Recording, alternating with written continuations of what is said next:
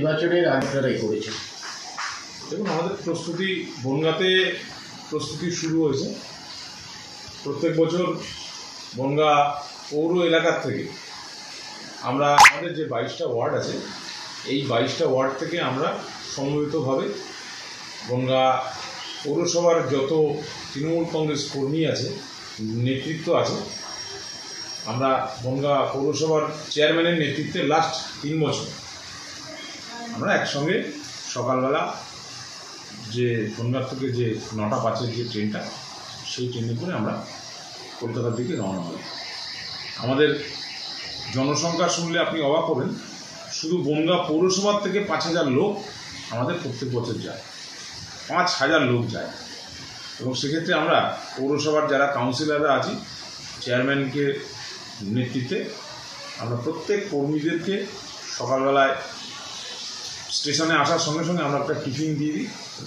Tiffin দিয়ে আমরা ট্রেনে উঠি, জলের বোতল দিয়ে দিই।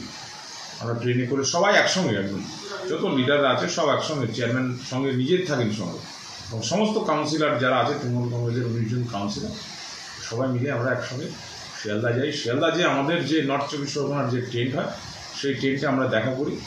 দেখা করে আমরা হাঁটা শুরু করি।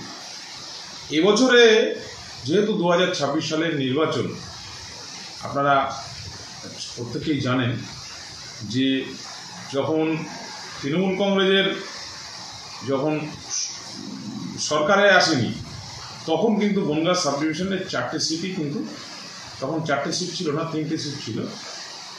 তখন আমরা কিন্তু এই বনগাঁর 3টে সিটই, আমাদের বনগাঁ, বাগদা এবং গাইঘাটা 3টিই আমরা কিন্তু তৃণমূল কংগ্রেস জয়লাভ করতে। কিন্তু লাস্ট নির্বাচনে আমরা কিন্তু এখানে 4টে সিটের 4টেতেই আমরা হেরে আছি। বাই ইলেকশন হলো বাগদাতে, বাই ইলেকশনে আমরা জিতেছি। তো আমরা হেরে আছি, এবং লোকসভা লাস্ট 2টো লোকসভাতে আমরা কিন্তু এখানে হেরে আছি। শান্তনু ঠাকুরের কাছে আমাদের বিশ্বজিৎ দাস তিনি হেরে আছেন। সেই জায়গায় দাঁড়িয়ে বনগাঁ শহরটাতে এমএলএ নেই, এই পরিস্থিতিতে দাঁড়িয়ে এখানকার যারা আমরা নেতৃত্ব যারা আছি, আমি দলনেতা পৌরসভা, চেয়ারম্যানকে নির্দেশে আমি দলনেতা, সমস্ত ওয়ার্ডে আমরা মিটিং করে আমরা মোটামুটি রেডি হয়ে গেছি। পথসভাগুলো এখন শুরু হবে, দেয়াল লিখন শুরু হয়ে গেছে। দেয়াল লিখন প্রত্যেকটা ওয়ার্ডে আমাদের দেয়াল লিখন শুরু হয়ে গেছে, দেয়াল লিখন চলছে, এবং প্রত্যেকটা ওয়ার্ডে আমাদের আলাদা করে মিটিং। আমাদের বনগাঁ শহরে সভাপতি নেই, কিছুদিন হলো শহরের সভাপতি আমরা যা খবর পাচ্ছি খুব তাড়াতাড়ি দিয়ে দেবে।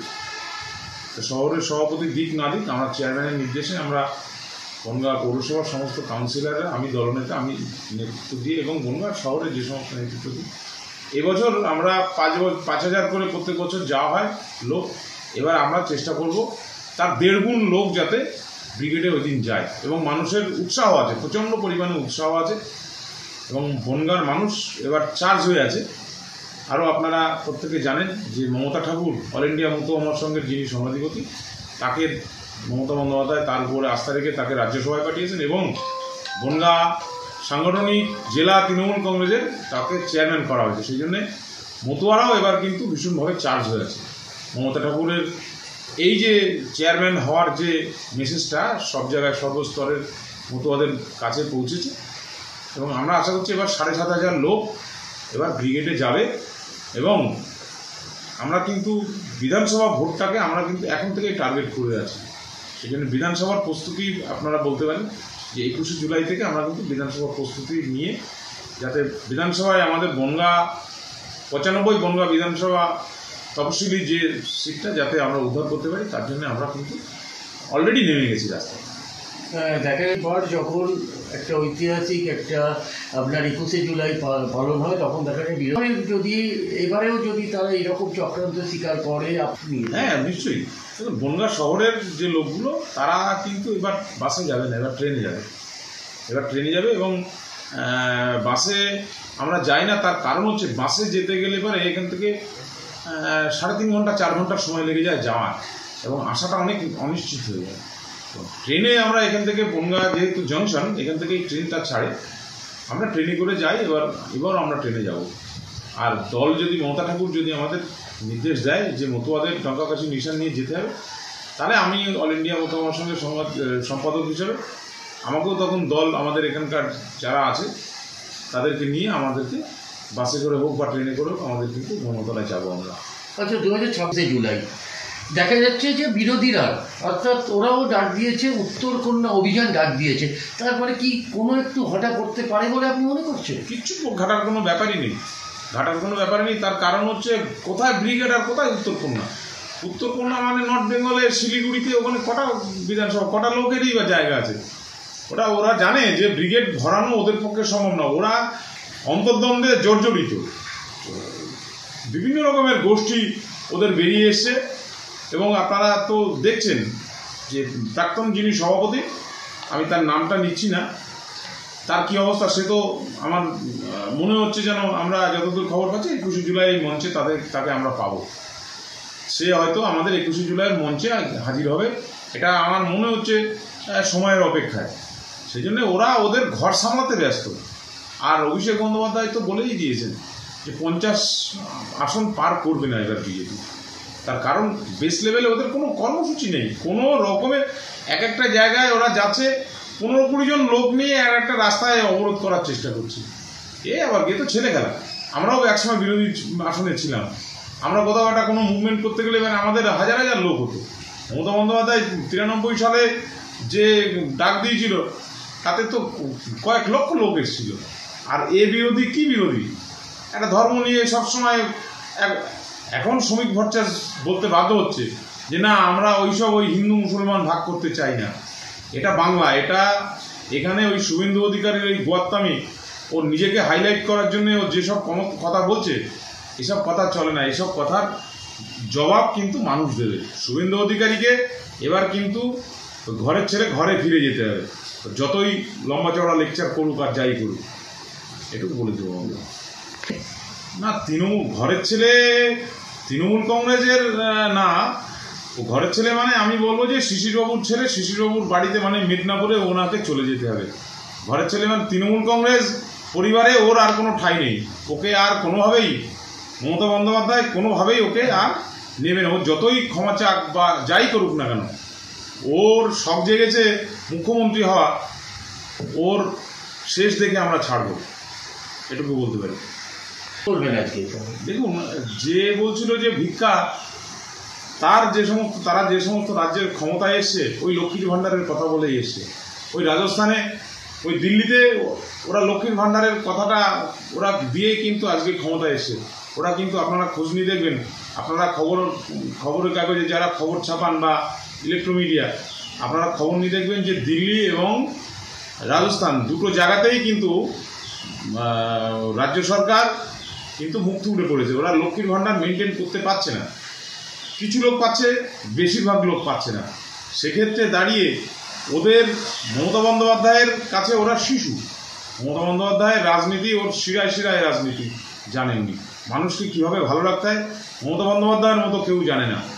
এরা শুধু বড় বড় গল্প দেওয়ার কথা ছাড়া কিচ্ছু জানে না। আর হিংসা ছাড়া ওদের কাছে কোনো রাজনীতি বলে কিছু নেই। হিংসা নীতি ওদের। বিজেপির রাজনীতি হচ্ছে শুধুমাত্র হিংসা নীতি। মানুষের ভালো কীভাবে হয় সেটা ওরা জানে না, ওরা সেটা করতে শেখেনি। ঠাকুর কোনো আলাদা না তো, এটা দুটো তো একদম সেপারেট। ওরা ওদের মতো চলে, আমরা মমতা ঠাকুরের মতো চলে। বরঞ্চ আমরা এবার মেলার সময় যারা ভক্ত, যারা হরি ঠাকুরের যারা শিষ্য, যারা হরি ঠাকুরকে যারা ইষ্ট দেবতা হিসেবে মানে, তাদের একটা চা পাওয়া ছিল যে একসঙ্গে মেলাটা হোক। সেই জন্য আমরাই অনেক কিছু অ্যাডজাস্ট করে, যেটা অ্যাডজাস্ট করা যায় না সেটা অ্যাডজাস্ট করে আমরা মেলাটা একসঙ্গে করেছিলাম ভক্তদের ইচ্ছায়। এবং তারা তাদের মতো চলে, তারা সিএ এনআরসি করতে চাইছে, তারা সার্টিফিকেট দিচ্ছে। শান্তনু ঠাকুর সংঘাধিপতি হয়ে শান্তনু ঠাকুর সার্টিফিকেট দিচ্ছে যে কোনো একজন ব্যক্তি, সে বাংলাদেশ থেকে এসছে 85 সালে, সে একজন বাংলাদেশি, তাকে সার্টিফিকেট দিচ্ছে, হিন্দু হিসেবে সার্টিফিকেট দিচ্ছে। বিজেপি আরও অনেক বড় খেলায় নেমেছে। বিজেপি রামকৃষ্ণ মিশনের সঙ্গে RSS এর মাধ্যমে রামকৃষ্ণ মিশনকে দিয়েও হিন্দু করানো শুরু করে দিয়েছে। রামকৃষ্ণ মিশন সেবাশ্রমের সঙ্গে আমরা বিশ্বাসী, আমরা ভীষণভাবে বিশ্বাস করি রামকৃষ্ণ মিশন বা রামকৃষ্ণ সেবাশ্রমকে। অনেক বড় সংস্থা, প্রণবানন্দজিকে আমরা প্রণাম করি তার সমাজসেবামূলক কাজে। কিন্তু বনগাঁতে আমরা দেখছি যে রামকৃষ্ণ মিশন থেকেও হিন্দু সার্টিফিকেট দেওয়া হচ্ছে। রামকৃষ্ণ মিশন তো ওখানে তো কোনো হিন্দু মুসলমান বলে কোনো শব্দ হয় না, ওরা তো অনেক উদার, ওরা তো অনেক সংগঠিত। রামকৃষ্ণ মিশনে আমার মনে হয় পৃথিবীর সবচাইতে বড় অর্গানাইজেশন যারা সামাজিক কাজকর্ম করে, কিন্তু তাদের মধ্যেও দেখছি কিছু ব্যতিক্রমী চরিত্র।